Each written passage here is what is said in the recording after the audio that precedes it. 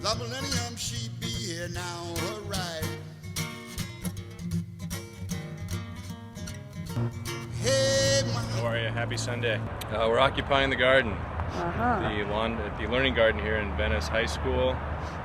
They've been very generous about giving us as much acreage as we can possibly dig. So what we're doing is, for the next couple Sundays and for the previous 3 or 4, I've been coming out every day with a crew of about 10, 15 folks, digging, weeding, seeding, scraping, doing more digging, and then planting medicinal herbs on a little bio island, and then also further back towards the fence line, a much more open area of vegetables and fruits and exotic foods that we'll decide probably later on what those will be exactly.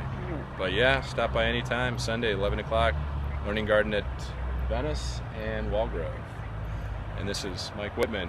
Well, there's a new word in town, and the new word is biochar. Look it up.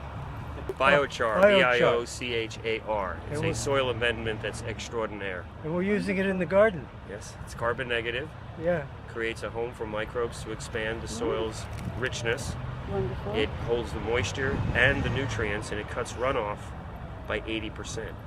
The moisture stays in, so it makes it very drought tolerant. It comes from ancient Indian technology from the Amazon. They flourished with it for thousands of years until the Spanish visited them and wiped them out with smallpox. Oh. The technology was lost until the last 30 years, where it's been rediscovered and understood and going rampant across the world. People are using it everywhere. It is the most significant way of reducing carbon from the atmosphere of any technology available today. It's a charcoal-like product that we make from waste wood. This is the wood stream at a mill. We take all the waste scraps and things and we turn it into biochar by carbonizing it or pyrolyzing it. So basically what we're doing is we're heating it in the absence of oxygen without direct heat. So instead of burning into ash, it turns into pure carbon. Like making charcoal. Similar. Yeah, similar to Except we dial it into such a degree that it creates the proper pore structure, or the best pore structure.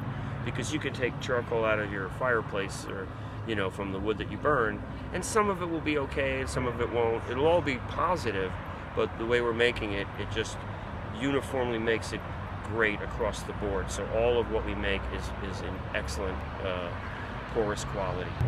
Great. So you're volunteering here at the Yes, learning I'm doing garden some volunteer work. I also donated biochar to the garden here. Wonderful. Because this is our group. We're from Occupy Venice. Okay.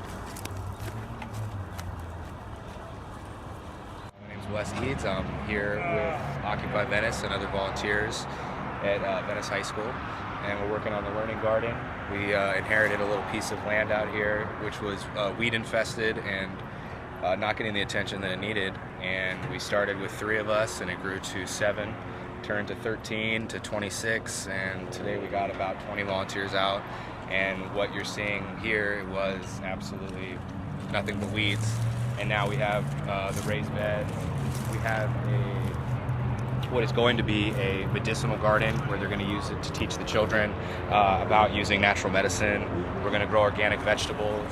This is going to be our vegetable garden, and what the plan is with whoever's working on the garden, we'll have organic foods, and whatever's left over we're going to use as a food bank to get to soup kitchens and different means of feeding people that need food.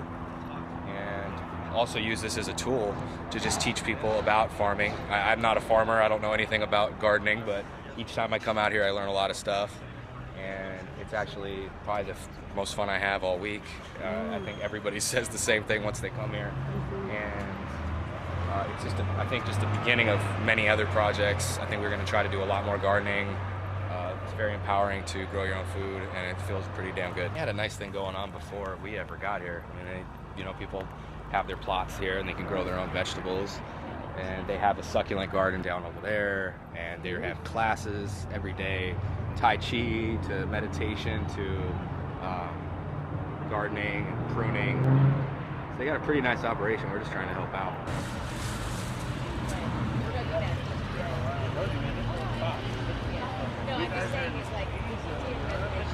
With Occupy Venice, and we initially came into the garden. I came into the garden actually to participate in one of the weekly potlucks that they run on Friday afternoons, and met the directors of the garden. I invited for the next week my friend Wes. And at that point, David King, who is the garden master, invited us to participate in any way that we would like, at which point we started preparing the Ayurvedic and salve gardens. Really just with the hope to get people involved in the community.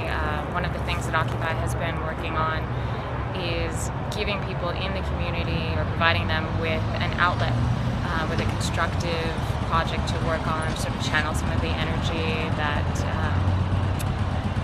comes off of this anxiety of facing a world that you're not very happy with. So we had worked on that. Then they were kind enough, based on the number of people that we brought out and the speed at which we worked, to offer us a vegetable plot, which is what we're preparing today.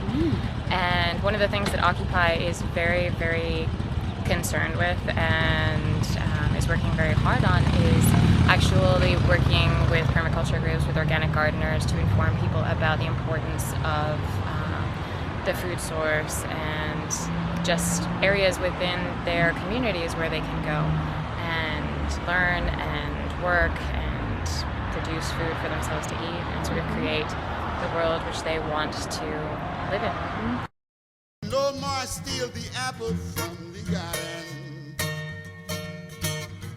Come take the love from me in the morning, cause the sun, she go down from my banana.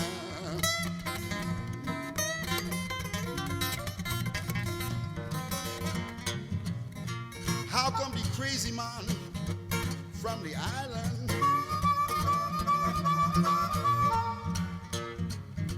tell you what the Jesus have to say? Give you quiet night in the garbage, cream of money, something else.